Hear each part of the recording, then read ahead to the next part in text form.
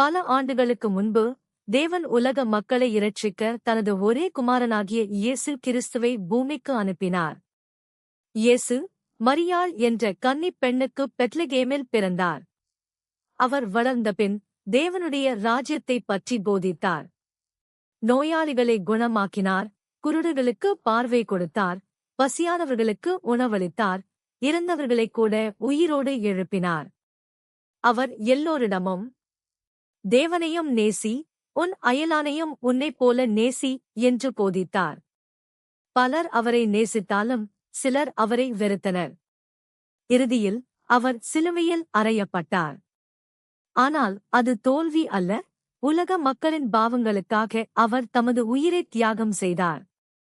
3ஆம் நாளில் இயேசு மரணத்தை வென்று உயிர்த்தெழுந்தார். பின்னர் தமது சீஷர்களுக்குத் தோன்றி அனைவருக்கும் நற்செய்தியை அறிவிக்கும்படி கட்டளையிட்டார். அதன்பின் அவர் பரலோகத்திற்கு உயர்த்தப்பட்டார். இன்றும் இயேசு கிறிஸ்துவை நம்புகிற ஒவ்வொருவருக்கும் அவர் நம்பிக்கை, மன்னிப்பு மற்றும் நித்திய ஜீவனை அளிக்கிறார்.